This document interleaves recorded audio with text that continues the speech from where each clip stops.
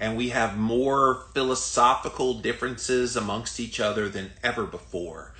And it's not even just political differences. Sometimes it's just philosophy on life differences. And it's unfortunate that there's this just great division.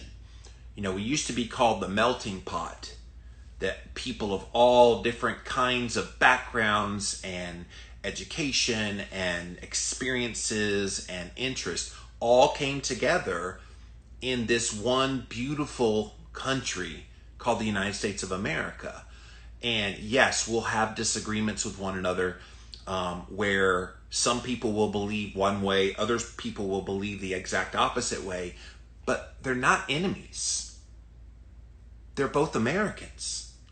And it saddens me that we have not learned the lesson of what happened on 9/11/2001. We're still living in, I guess, where we enjoy butting heads, and I don't understand why there has to be such strife, such division, such everything that splits us apart when we as a society can do so much more together. It just breaks my heart that if you don't believe the way someone else believes, suddenly you're their enemy, and vice versa. And I don't mind someone having a different point of view than me. What I do mind is when that point of view becomes, you're my enemy and I must attack you and bring you down. And I think that's what's happening in America right now.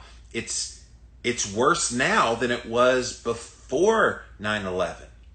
Like, we had some major divisions in the year 2000 going into 2001. It was a bad, contentious political election for president that year, and it bled over into the next year, and there was just such ugliness out there.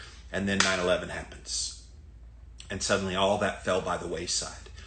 And not that I wish there was a 9/11 in 2020, but I wish there was something that would shake people and wake them up, because we're in that same boat we were in then now, and to a more nth degree. What will it take to get people to stop being so contentious with one another, respect other people that have a point of view that you don't agree with? Trust me, guys, I see points of view on a daily basis that I abhor. I'm like, oh my gosh, how can that person believe that? But as a rational thinking person, I like to engage those people, not in an ugly way, but in trying to understand how they came to that conclusion. And then vice versa. I expect people that disagree with me, okay, engage me and let's have the discussion. But what happens is it becomes a yelling match. It becomes a let's call each other names match, and that doesn't get anywhere. And that's starting to bug me a lot. And it's burdening me that if we continue down this path of you're the enemy, you're the enemy, you're the enemy, you're the enemy, you're the enemy, you're the enemy, we're going to go to a civil war. It's inevitable. How can we avoid it?